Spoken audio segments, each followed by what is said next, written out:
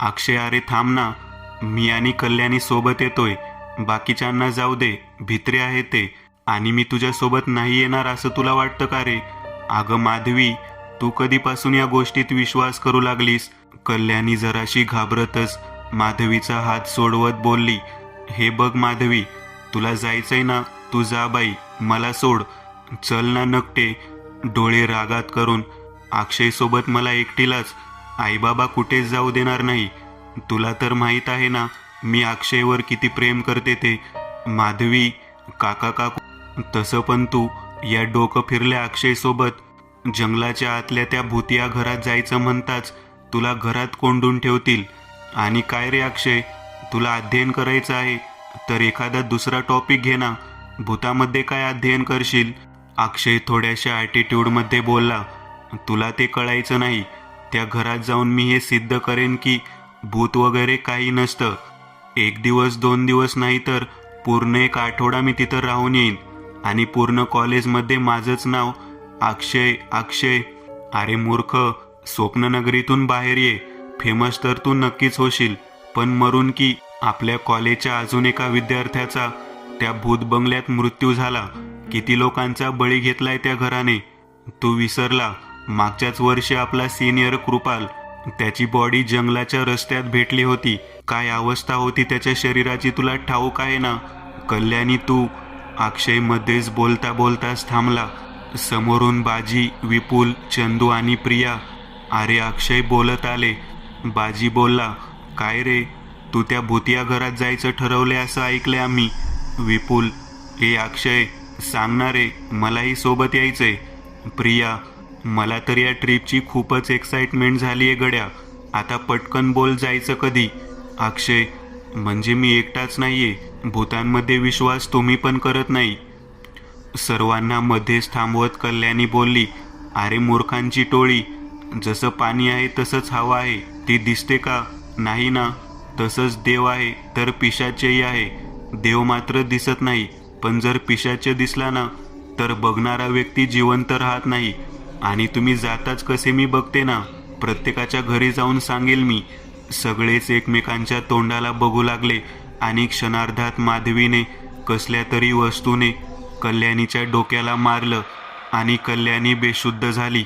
माधवी, केव्हाची हिची टॅटॅ ऐकते, एकदाची आता शांत झालीये. अक्षय, ए माधवी, हे काय केलं तू? बाजी कल्याणीची नस चेक करत बोलला, जिवंत आहे रे, मेली नाही. विपुल, तुझी मैत्रीण आहे ना गती, असं कसं करू शकतेस तू?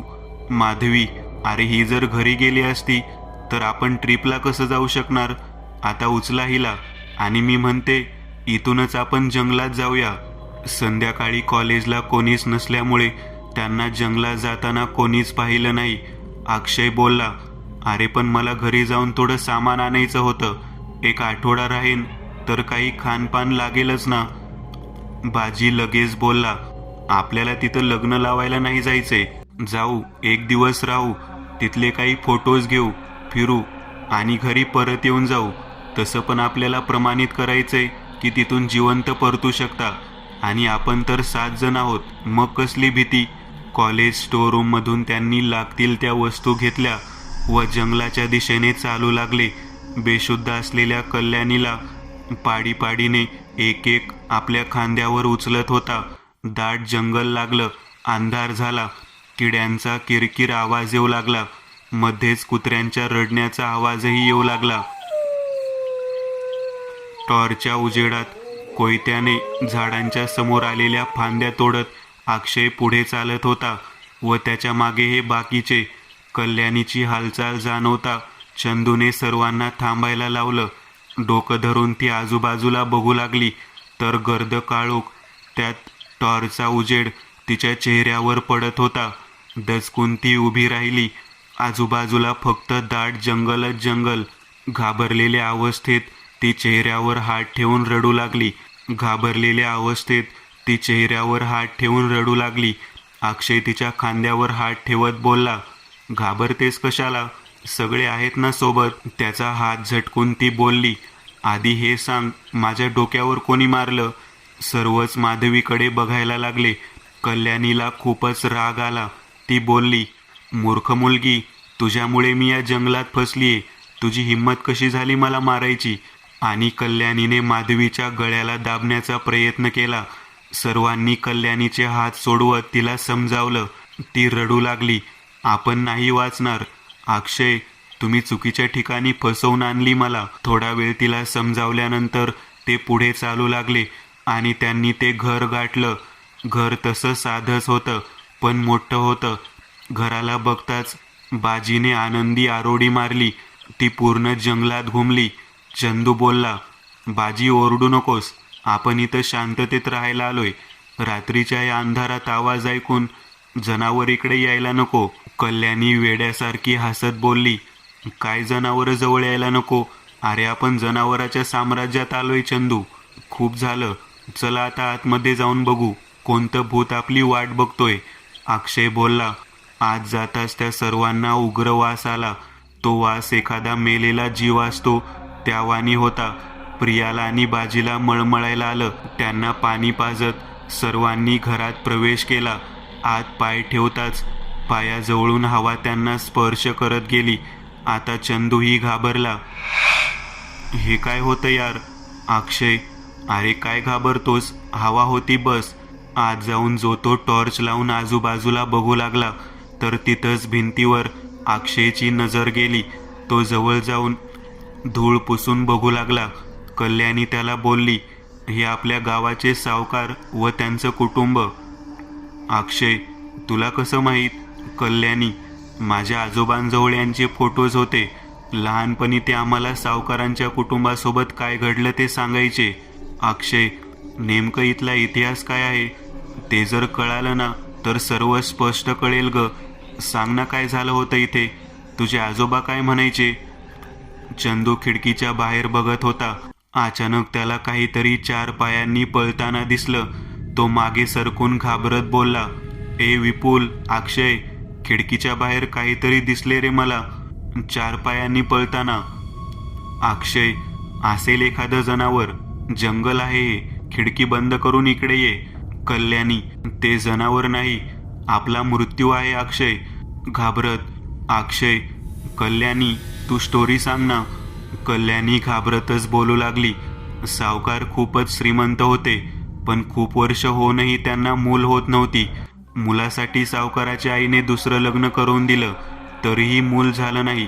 प्रत्येक वैद्य डॉक्टरांच्या सल्ल्यानेही काहीच फरक पडत नव्हता. गावातल्या कोणीतरी व्यक्तीने एका तांत्रिकाबद्दल सांगितलं. तिथं सावकार 2 बायकांना घेऊन गेले.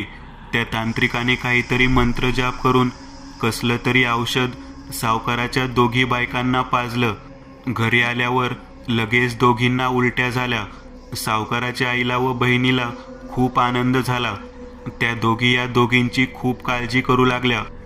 एक दिवस छोट्या बायकोच्या पोटात दुखू लागलं.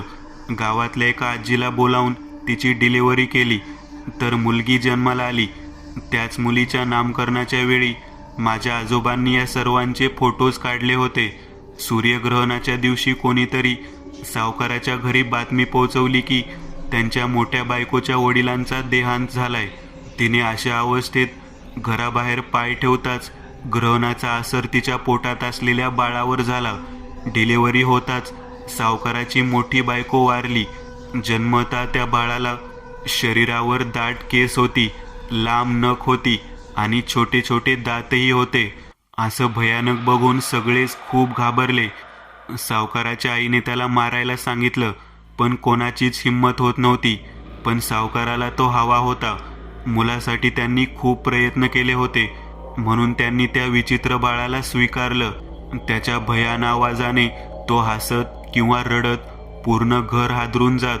एकदा सावकार त्याला हातात घेऊन खेळवत असताना माथ्याला दरवाजा लागल्याने रक्त निघू लागलं आणि काही थेंब त्या विचित्र मुलाच्या ओठांवर पडले असता तो चवताळला. त्याची नख कापलेली असताना देखील लगेच वाढून आले व त्याने त्याची नख सावकाराच्या माथ्यात घुसवली. रक्तबंबाळ सावकाराने त्याला लगेच जमिनीकडे फेकलं तर तो 4 पाय करून चालू लागला आणि सावकाराच्या दिशेने झेपावला. तिथं काम करणारे लोक बाहेर पळाले. आतून किंचाळण्याचा आवाज येत राहिला. एका व्यक्तीने खिडकीतून डोकावून पाहिलं तर त्याने तोंडच दाबलं. त्या विचित्र बाळाने सावकार, त्यांची छोटी बायको, आई, बहीण, ते छोटं बाळ सर्वांचं शव विच्छेदित करून टाकलं आणि रक्त पिऊ लागला. तेव्हापासून या घरात येणं लोकांनी बंद केलं आणि जो इकडे आला तो कधीच वाचला नाही. आजपर्यंत एकूण 26 लोक मेली तिथं आणि आता आपण मरणार आहोत. चंदू, खिडकी बंद करून घे.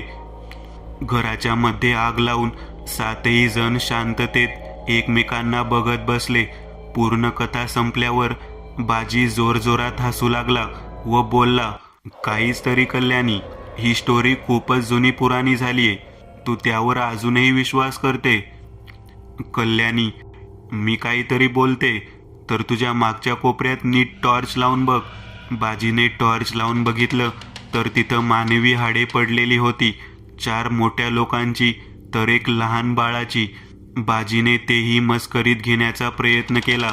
तेवढ्यात घराच्या आजूबाजूला त्या सर्वांना काहीतरी गुरगुरत फिरतंय याचा आभास झाला. प्रिया बोलली, कल्याणी खरं तर म्हणत नसेल ना विपुल?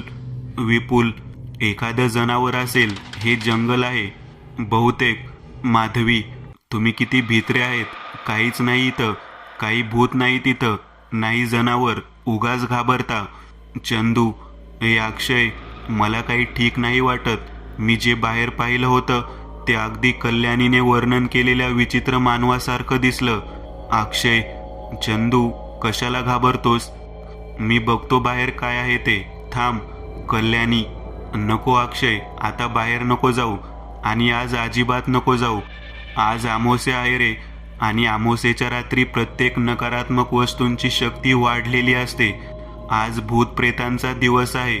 वरून बाहेर असलेला ना भूत आहे, ना प्रेत, ना मानव आहे, ना जनावर. ते अर्धराक्ष मानव आहे, म्हणजे अर्धराक्षस मानव. अक्षय, हे तू शांत बस. मी हेच सिद्ध करण्यासाठी इथे आलोय की भूत प्रेत नसतात. वरून तुझं वेगळंच ऐकतोय. अर्धराक्ष मानव. माधवी अक्षयशी सहमत होऊन लगेच बोलली, हिचं तर नेहमीच आहे. अक्षय, चल, मी येते तुझ्यासोबत. अक्षय दरवाजापाशी जाताच चंदू त्याच्या समोर आला.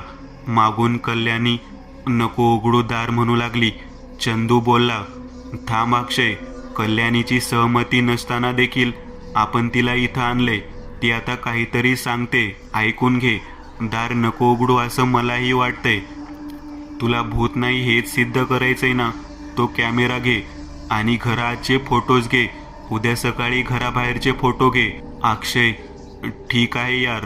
कॅमेरा घेऊन डोळ्याशी लावून अक्षय फोटो घेऊ लागला तर बाजीच्या मागे त्याला भिंतीवरच्या फोटोत एक बाई होती ती दिसली.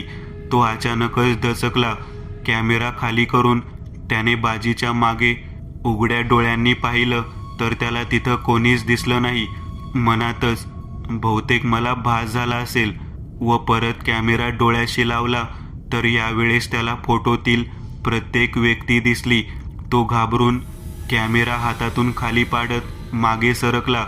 त्याच्या चेहऱ्यावर अविश्वासी भाव होते. बाजीकडे बोट दाखवून तो बोलण्याचा प्रयत्न करत होता. हे बघून बाजी सर्वांचे तोंड बघून बोलला, आई शपथ, मी काहीच केलं नाही. तो तरीही बाजीकडे बोट दाखवत होता. घाबरला असल्यामुळे तो हळूच बोलला, बाजीच्या मागे ते आहेत, प्रिया व विपुल. कोण ते? माधवी, बाजीच्या मागे फक्त हाडे आहेत अक्षय. बाजी अक्षयकडे आला. त्याचं बोट तिकडेच होतं. अक्षय बोलला, तुझ्या मागे सावकाराचा पूर्ण कुटुंब होता. मी माझ्या या डोळ्यांनी पाहिलं, आई शपथ. माधवी, काहीही काय अक्षय, आता तूच असं बोलशील तर कसं होईल? विपुल, मग आम्हाला का दिसत नाही? घाबरवतोय हा. चंदू कॅमेरा डोळ्याशी लावून अक्षयने बोट दाखवलं त्या ठिकाणी बघू लागला तर तोही मागे सरकला. त्यालाही कॅमेरात ते सगळे जण दिसले. त्यांचे चेहरे अर्धे विच्छेदित होते. शरीरही त्याचप्रमाणे अधूनमधून फाटलेलं. पांढरट हातपाय, चेहरा. चंदू जोरात थरथरू लागला. त्याला बघून आता सर्वजण घाबरले. चंदूचा आवाजच निघत नव्हता. तेवढ्यात पूर्ण घरात आवाज घुमू लागला, आम्हाला मुक्ती द्या, मुक्त करा आम्हाला. आणि रडण्याचा आवाजही येत होता. सर्वांनी कानाला हात लावले. हे काय आहे अक्षय? कोण बोलत आहे? कोण आहे इथं? विपुल बोलला. मला इथं एक क्षणही थांबायचं नाहीये. आजूबाजूला बारकाईने बघत प्रिया बोलली. बाजी दार उघड आणि चला इथून. थरथरत्या हातांनी अक्षय बाजीला दाराकडे ढकलत बोलला. तुम्हाला विश्वास नव्हता ना? आता झाला का विश्वास? हेही कमी वाटत असेल तर तो कॅमेरा उचलून त्यांना परत बघा, मग होईल विश्वास. माधवी, फक्त आणि फक्त तुझ्यामुळेच मी इथं आहे. चांगलं नाही होणार. आपण सगळेच मरू. कोणीच वाचणार नाही. द्वेष, राग, भीती या भावात कल्याणी बोलली. बाजी जसा दार उघडणार तेवढ्यात बाहेरून विचित्र गुरगुरण्याचा आवाज आला. तो लगेच घाबरून मागे सरकला. रडण्याच्या आवाजात त्या घरातल्या आत्मा परत बोलू लागल्या. इथून बाहेर नका जाऊ. तो तुमचा बळी घ्यायला तयार आहे. इथून बाहेर नका जाऊ. तो तुमचा बळी घ्यायला तयार आहे. आम्हाला मुक्ती द्या. मुक्त करा आम्हाला. तुमचा जीव वाचवा. बाहेर नका जाऊ. आम्हाला मुक्ती हवी आहे. सर्वांनाच इकडे आड तिकडे विहीर सारखं झालं. कानावर हात ठेवून अक्षय दरवाजापाशी गेला. त्या आत्म्यांचा आवाज पूर्ण घरात घुमत होता. इथून बाहेर नका जाऊ. तो तुमचा बळी घ्यायला तयार आहे. अक्षय दरवाजा उघडणार एवढ्यात चंदूने त्याचा हात धरला. नको उघडू दार. मला वाटतं आपण सकाळ होईपर्यंत इथेच थांबावं. बाहेर जी वस्तू आहे ती आतल्या या आत्म्यांपेक्षा हानिकारक आहे. ते मी जाणवलंय. मित्र, ऐकून घे. अजूनही या आत्म्यांनी आपल्याला काहीच नुकसान दिलं नाहीये. मला असं मनापासून वाटतंय. आत्म्यांच्या रडण्याचा आवाज परत सुरू झाला.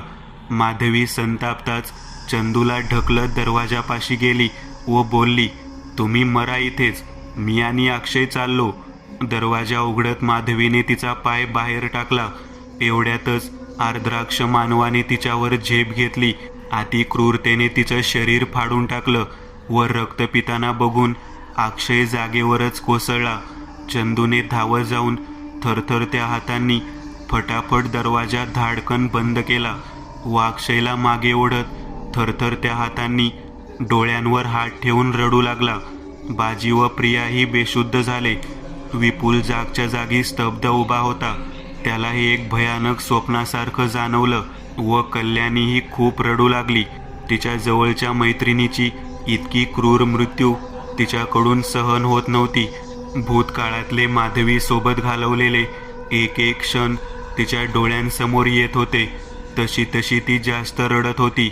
बाहेरून अजूनही चरचर असा आवाज येत होता. त्या आवाजाने कल्याणी, विपुल व चंदूच्या शरीरावर काटे येत होते. आत्म्यांचाही रडण्याचा आवाज येत होता. विपुल पूर्णतः हादरला होता. काही क्षण तिघेही शांत बसले. चंदू व कल्याणी बेशुद्ध असलेल्या अक्षय, प्रिया आणि बाजीला आगीच्या मध्यात घेऊन विचारमग्नी होऊन बसले. तर विपुल एका कोपऱ्यात भिंतीला टेकून बसला. काही वेळाने अक्षय शुद्धीवर आला. शुद्धीवर येताच तो कावरा बावरा होऊन आजूबाजूला बघू लागला. माधवी, माधवी करत अक्षय डोक्याला धरून रडू लागला. अक्षयला सावरायला कोणीच पुढे आलं नाही. जो तो घाबरलेला होता. अक्षय स्वतःला सावरत उठला आणि प्रिया व बाजीला उठवू लागला. शांततेत काहीच न बोलता सगळेच अक्षयला बघत होते.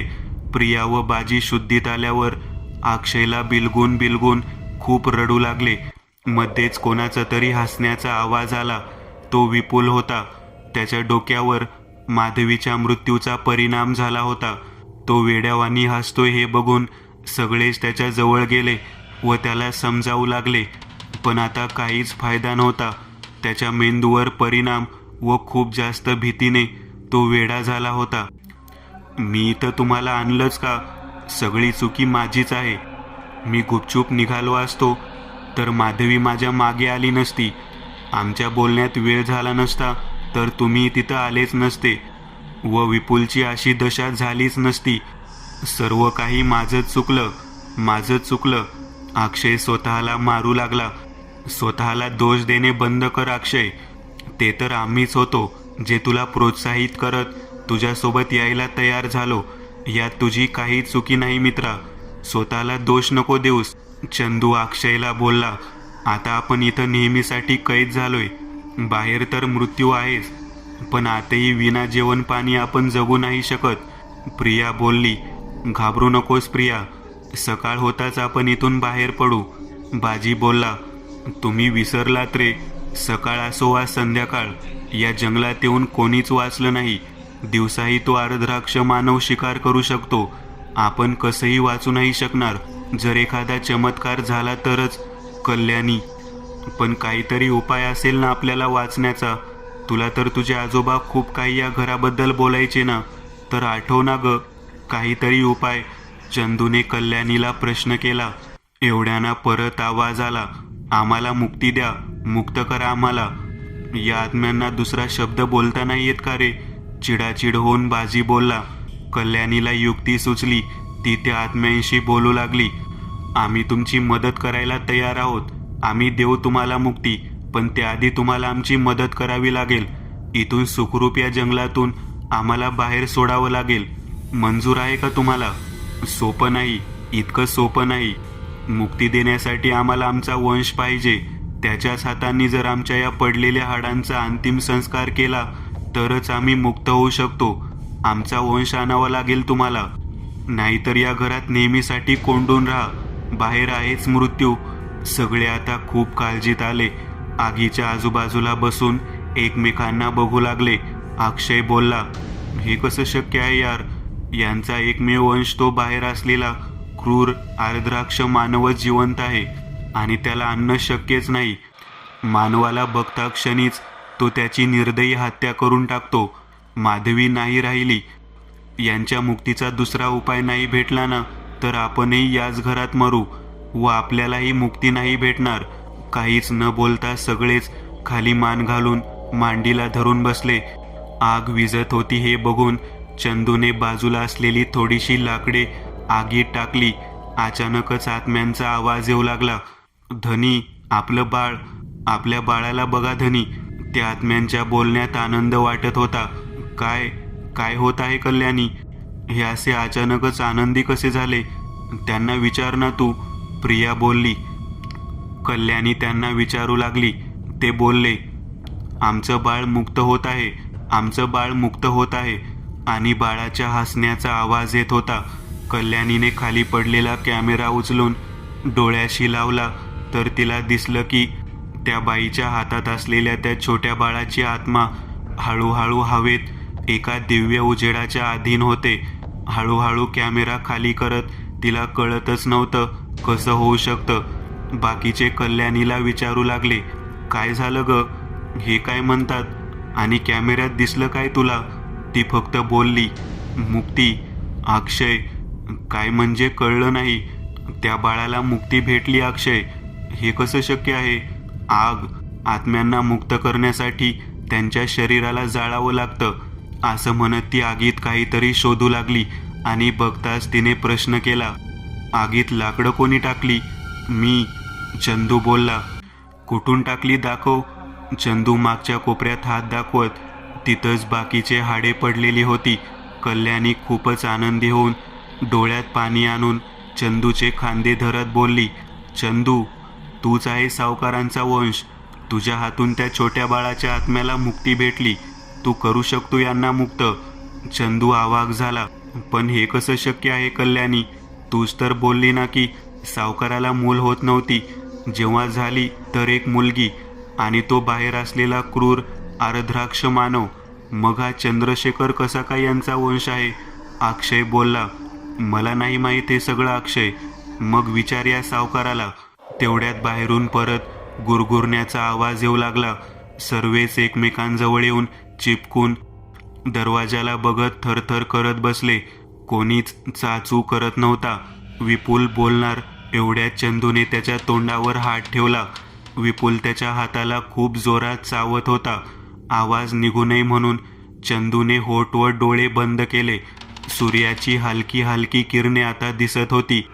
काही वेळ थांबून तो आर्द्राक्ष मानव गेल्याचं जाणवताच चंदूने त्याचा हात सोडवला. 2 दातांच्या जागेहून रक्त येत होतं.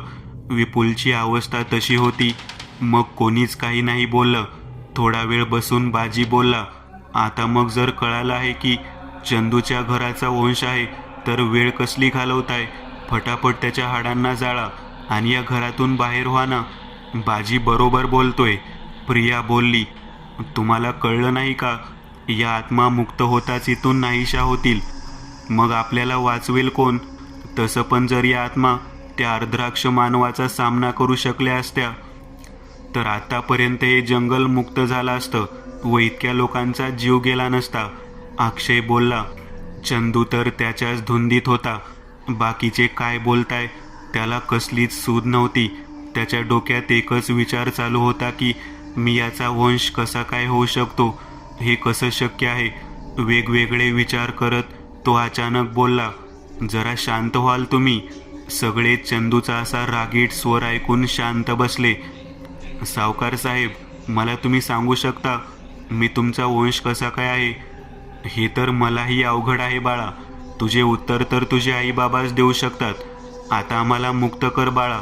खूप वर्षांपासून आम्ही या घरात भटकतोय. डोळ्यांतील आसवे पुसत चंदू बोलला. तुम्ही मुक्त झाले तर आम्हाला कोण वाचवेल? इथून बाहेर पडण्याचा मार्ग सांगा, तरच मी तुम्हाला मुक्त करेल. दिसेल तुला जिथे चिन्ह सावकारीचं, भेटेल तिथे आज तुला जिवंतकारीचं. जिथे असेल अंधकार तिथे निर्भयी होऊन घे पुढाकार. विश्वात मृत्यू अटल आहे, त्यात आहे मृत्यूची काया. वार करते सर्व आठवून, सोबत राहील ममताची छाया. याचं कोडं तुला स्वतः सोडवावं लागेल बाळा. आता मुक्त कर आम्हाला. इथून परतण्याचं मार्गदर्शन तर भेटलं, पण समजण्याच्या पलीकडे. दुपार होती. घरात कौलांवरून प्रकाश येत होता. अक्षयने घरामध्ये आग लावली. बाजीने सर्व हाडे जमा केली. कल्याणी व प्रिया विपुलला धरून बसल्या होत्या.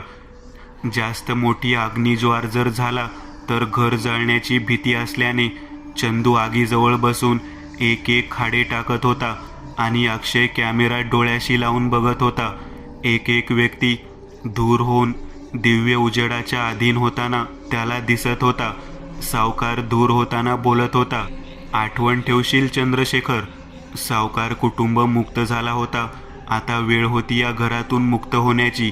सगळेच एकत्र बसून कोडं सोडवण्याचा प्रयत्न करू लागले. दिसेल तुला जिथे चिन्ह सावकारीचं, भेटेल तिथे आज तुला जिवंतकारीचं. याचा एक अर्थ आहे चंदू की जर सावकार लोकाचं चिन्ह भेटलं तर आपल्याला तिथून रस्ताही भेटेल. पण सावकाराचं चिन्ह काय असेल? अक्षय विचार करत बोलला. सावकार तर पैशांनी ओळखला जातो ना रे. बाजी बोलला. हो, चला बघू या घरात पैसा कुठे आहेत. आणि सर्वजण घरातले कपाट, टेबल, पेटी खोलू लागले. पैसे तर भरपूर ठिकाणी भेटले, पण पुढचं कोडं त्यांच्या आसपासही दिसत नव्हतं. असेल अंधकार जिथे, पुढाकार हो निर्भयी होऊन तिथे. चंदू एका जागी बसून विचार करत होता.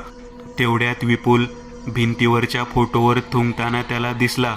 तो त्याच्या जवळ जाऊन त्याला धरत बोलला, विपुल असं नको करू. आणि त्यांची नजर फोटोवर गेली.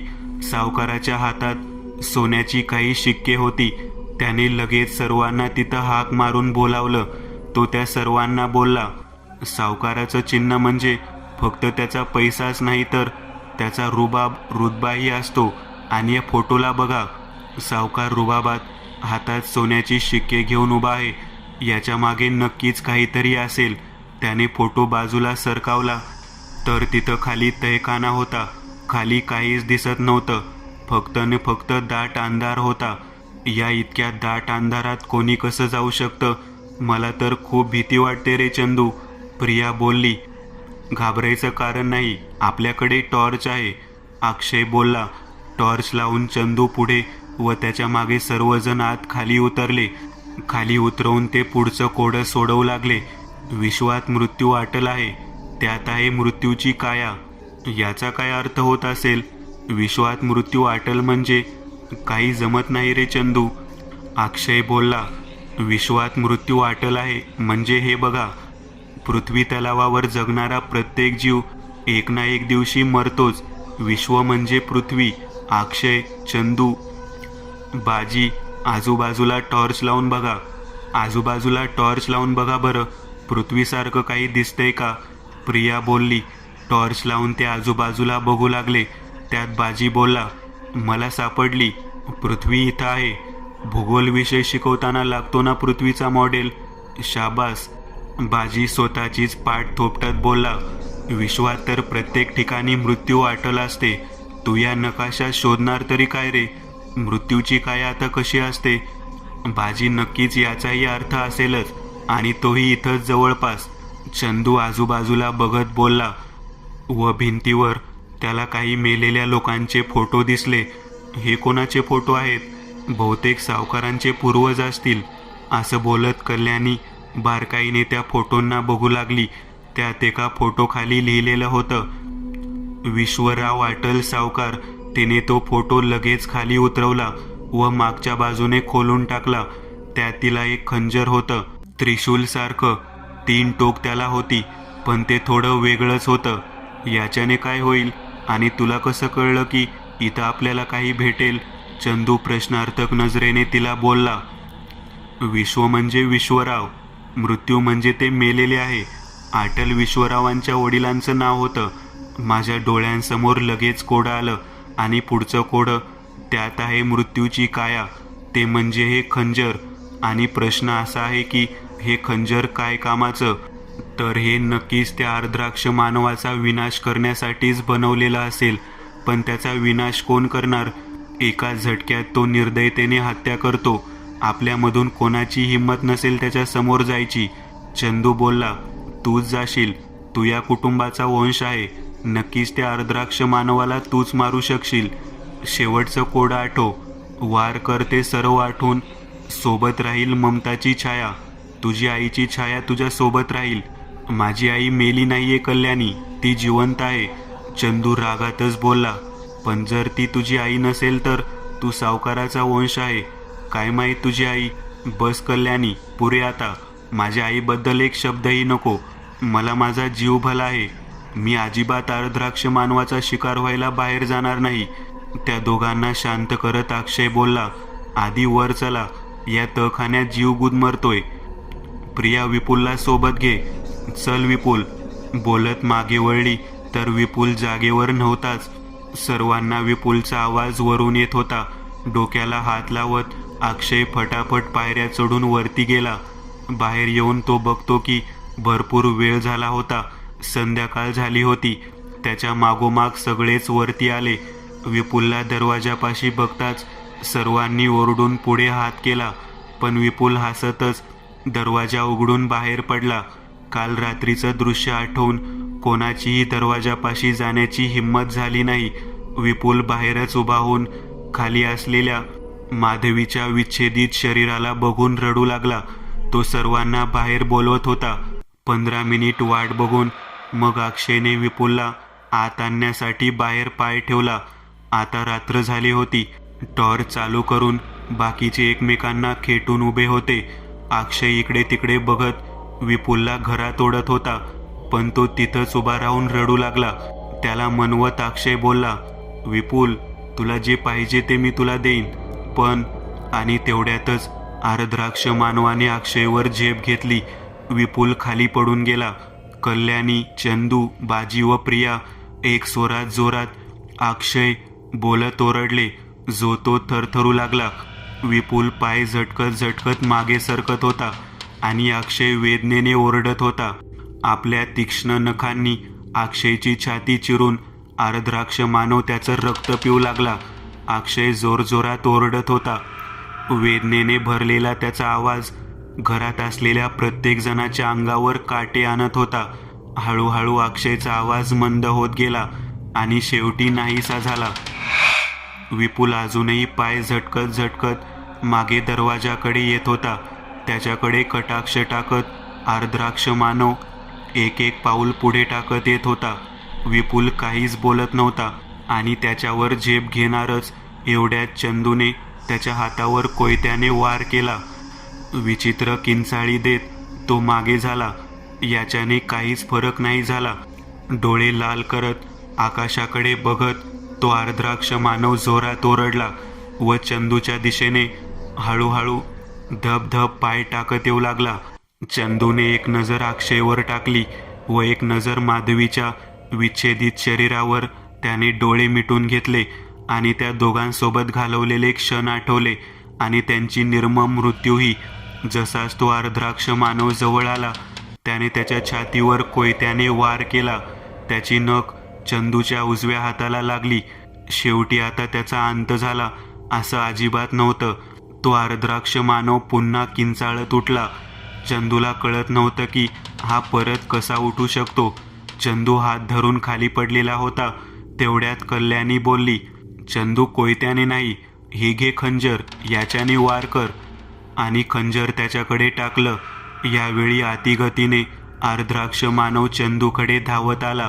त्याच्यावर हातांनी वार करील एवढ्यात चंदूच्या डोक्यावरून अति उजेड त्याच्या डोळ्यांवर आला. पुढे काय आहे ते त्याला काहीच दिसत नव्हतं. डोळ्यांवर हात ठेवून तो ओरडत होता. यावेळेस सगळेच अवाक होते. चंदूच्या डोक्यावर त्याच्या आजीची आत्मा होती. त्या चंदूला बोलल्या, त्याच्या मस्तिष्कवर वार कर बाळा, त्याचा अंत आजच आहे. आजी आणि चंदूने दोन्ही हातांनी खंजर धरून त्या अर्धराक्ष मानवाच्या मस्तिष्कवर वार केला.